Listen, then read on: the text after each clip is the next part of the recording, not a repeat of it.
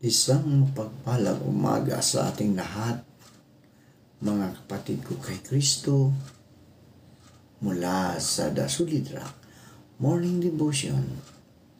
Isang kagalakan na muli tayo ay makapagbulay-bulay sa salita ng Panginoon sa umagang ito. Mga ilang minutong pagbubulay-bulay ng mga salita ng Panginoon upang papurihan at sambahin ang ating Panginoong Hesukristo. Ang ating pong pagbulay-bulayan ngayong umaga ay matatagpuan sa 1 Juan, Kapitulo 5, talatang 14 hanggang 15. Ito ang sinasabi: may lakas loob tayong lumapit sa Kanya dahil alam nating ibibigay Niya ang anumang hingi natin kung ito'y naaayon sa Kanyang kalooban. At dahil alam nating pinapakinggan nga Niya tayo, alam din nating ibinibigay Niya ang bawat hinihiling natin sa Kanya. Pinagpala na po tayo sa pagkabasa at pagkarinig ng salita ng Panginoon. Tayo po ay manalangin. Ama naming Diyos na makapangyarihan sa lahat, kami po ay lumalapit at nagpakumbaba sa iyong harapan upang humingi ng kapatawaran sa aming mga kasalanan na nagawa namin, Panginoon. Patawarin ninyo po kami, O Diyos, sa lahat ng aming mga nagawang pagkakamali sa iyong harapan, O Lord. Panginoong Hesus, sa umagang ito, patuloy kong inilalapit sa inyo ang aming mga kapatid na may mga karamdaman. Sila man ay nasa hospital o sa mga bahay nagpapagaling. Abutin mo sila, O Diyos, sa kanilang mga karamdaman at pagalingin mo sila upang maibalik ang mga lakas na nawala dahil sa karamdaman. Particularly na po, Panginoon, si Maricon na mayroong lagnat at ubo. Abutin mo po siya, O Diyos, at pagalingin mo po siya. Puin mo po siya sa iyong mahabaging kamay upang siya, O Diyos, ay magkaroon ng kagalingan.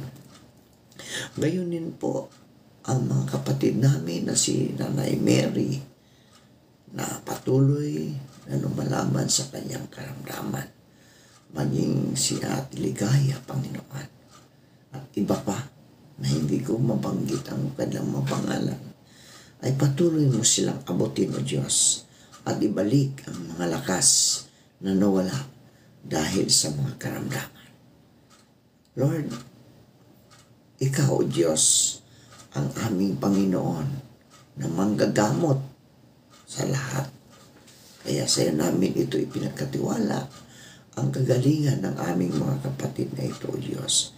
Dahil Ikaw lang, O Diyos, ang siyang makapagpagaling sa anumang karamdaman na aming naranasan sa pagkataong ito, Panginoon. Panginoon Jesus, patuloy ko rin inilalapit sa inyo ang aming mga kababayan, kaibigan, kapatid sa pananampalataya na patuloy na naghahanap buhay, Panginoon. Nagtatrabaho sa iba't ibang larangan ng aming buhay dito sa mundo. Ang mga drivers, Panginoon, patuloy mo silang ingatan. Ilayo mo sila sa anumang kapamakan. Mga grab drivers, motorcycle driver, Panginoon. Lord, ingatan mo sila sa kalsada. At bigyan mo sila ng mahabang pasensya sa daan upang sila, O Diyos, ay hindi magkaroon ng anumang karahasan sa kalsada. Ingatan, proteksyonan mo sila, Panginoon. Gayon din po, Panginoon, sa mga kaibigan namin na nagsisipasok sa kanilang mga trabaho. Ingatan mo sila sa kalsada, sa daan, at ilayo mo sila sa anumang kapahamakan. Panginoong Isus, gayon din po ang mga kapatid namin, mga mangingisda. Patuloy mo silang ingatan sa laot ng karagatan, tulad ng pag-iingat mo sa iyong mga apostol na naroon sa laot ng ang malakas na hangin ay kanilang nararanasan. Gayon din po, Panginoon, ang mga magsasaka, mga nagtatanim ng palay, gulay, prutas at iba pa. Ilayo mo po sila sa anumang kapahamakan. Ingatan mo sila, Panginoon. Lord, sa umaga rin ito, patuloy kong itinataas sa inyo ang aming mga kapatid na nagtatrabaho sa ibang bansa. Ang mga OFW, patuloy mo silang ingatan. Patuloy mo silang ilayo sa anumang karahasan. Magkus ikaw, O Diyos, ang patuloy na maghari sa bawat puso ng iyong mga anak upang sila, Panginoon, ay patuloy na makapaglingkod na may pagmamahal sa kanyang trabaho, Panginoon. Ngayon din po, Panginoon, patuloy kong itinataas sa inyo ang mga naghahanap ng trabaho, lokal man o abroad, naway makasumpong sila ng magandang trabaho sa tulong ng iyong banal na Espiritu upang sila, O Diyos, ay magkaroon ng hanap buhay. Naalala namin, Panginoon, ng aming mga kaibigan na nagsiselebrate ng kanilang kaarawan sa araw na ito. Pagpalain mo sila, O Diyos. Ingatan mo sila kasama ng kanilang buong sambahayan. Kayo din po ang mga nag-celebrate ng kanilang wedding anniversary. Patuloy mo po silang ingatan at pagpalain. Layo mo sila sa anumang pagsubok, sa mga tukso bilang mag-asawa. Naway maghari ang pag-ibig sa kanilang tahanan upang ang pagmamahalan ay patuloy na maghahari na kasama ang aming Panginoong Jesucristo na aming Diyos at tagapagligtas. Maraming salamat po, Diyos, sa pangalan ni Jesus. Amen at amen. Ano ang tamang paraan ng pananalangin? Ayon po ang pamagat ng ating pagbubulay-bulayan ngayong umaga. Ano ang tamang paraan ng pananalangin? Ang pinakamaganda bang paraan ng pananalangin ay nakatayo, nakaupo, nakaluhod, o nakatungo? Dapat ba akong manalangin na nakabukas ang mga kamay, o nakasara, o nakataas sa Diyos? Kailangan ba na pikit ang mata o dilat kung manalangin? Mas mabuti bang manalangin sa loob ng simbahan o sa labas? Kailangan bang manalangin sa umaga, pagkagising, o sa gabi bago matulog? Paano natin sisimulan ang panalangin? Ano ang tamang pamamaraan ng pananalangin? Ang mga bagay bang ito ay mahalaga sa panalangin? Maraming tao ang itinuturing ang panalangin katulad sa isang formula o magic.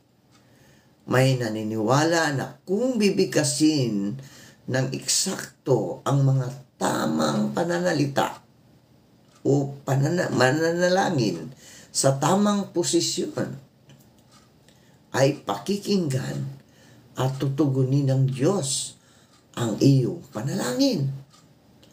Ang katuroang ito ay wala sa Biblia, mga kaibigan. Hindi sasagutin ng Diyos ang anumang panalangin base sa kung paano tayo mananalangin, saan tayo nananalangin, kung ano ang posisyon ng ating katawan sa pananalangin, o kung paano natin binabanggit ang mga salita sa ating pananalangin. Sinabihan tayo sa 1 Juan, Kapitulo 5, talatang 14 hanggang 15, na kung may pagtitiwala tayo sa paglapit sa Diyos, na nalalaman na dinidinig niya tayo at tutugunin niya anuman ang ating kahilingan, kung iyon ay naaayon sa kanyang kalooban. Gayon din naman, idiniklara sa Juan 14, talatang 13 hanggang 14, at anumang hilingin ninyo sa Ama sa aking pangalan ay gagawin ko, upang maparangalan ang Ama sa pamagitan ng Anak. Gagawin ko ang anumang hihilingin ninyo sa pangalan ko, ayon sa mga talatang ito at sa marami pang talata ng kasulatan. Dinidinig ng Diyos ang mga kahilingan sa panalangin kung ang mga iyon ay hinihiling ng ayon sa kanyang kalooban at sa pangalan ni Jesus, upang magbigay ng kaluwalhatian kay Jesus. Kaya ano ang tamang kaparaanan ng pananalangin? Sinasabi sa atin ng Pilipos 4:6 hanggang 7, huwag kayong mabalisa tungkol sa anumang bagay. Sa halip ay hingin ninyo sa Diyos ang lahat ng inyong kailangan sa pamagitan ng panalangin may pasasalamat. At ang di malirip na kapayapaan ng Diyos ang mag-iingat sa inyong puso at pag-iisip sa pamagitan ni Kristo Jesus. Ang tamang paraan ng pananalangin ay pagbubuhos ng ating puso sa Diyos at sa pagiging tapat at bukas sa Diyos, dahil alam niya ang makabubuti sa atin kaysa pagkaalam natin kung ano ang makabubuti sa atin. Kailangan nating dalhin ang ating mga kahilingan sa Diyos habang iniisip na alam niya ang pinakamabuti sa atin at hindi niya tutugunin ang ating kahilingan na hindi niya kalooban para sa atin. So, ang kalooban lang ng Diyos ang ibibigay niya, mga kaibigan. Kasi, kapag nanalangin tayo na masama, halimbawa, Lord, sana madapa ang taong ito. Hindi yan tutugunin ng ating Panginoong Jesucristo kung tayo ay manalangin ng ganyang klaseng pananalangin. Dapat nating ipahayag ang ating pag-ibig o pag-ibig, kaibigan, no? Pasasalamat at pagsamba sa Diyos sa ating mga pananalangin na hindi nag-aalala kung ano ang tamang pananalita na ating gagamitin. Higit na interesado ang Diyos sa laman ng ating puso kaysa sa ganda ng ating sinasabi. Ang pinakamalapit na modelo ng panalangin sa Biblia ay ang panalangin itinuturo ng Panginoon sa Matthew 6:9 hanggang 13. Dapat unawain na ang panalangin ito na itinuturo ni Jesus ay hindi isang panalangin na dapat memoryahin at sambitin ng paulit-ulit sa Diyos.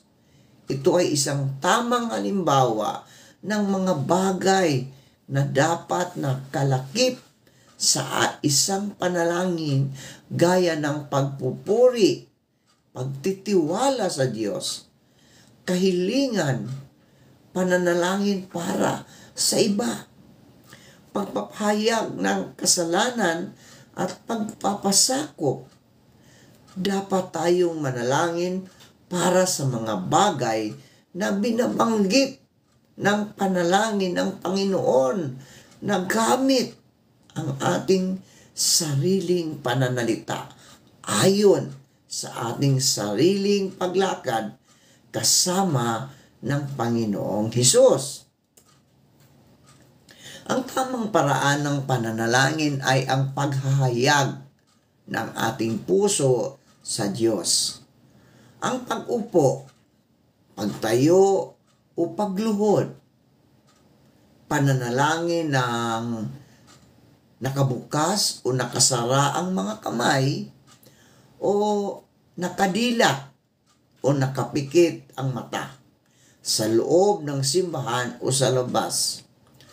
Kung sa gabi o sa umaga, ang lahat ng ito, mga kaibigan, ay hindi mahalaga sa Diyos at nasa ilalim ng personal na kagustuhan, conviction at sa kaangkupan.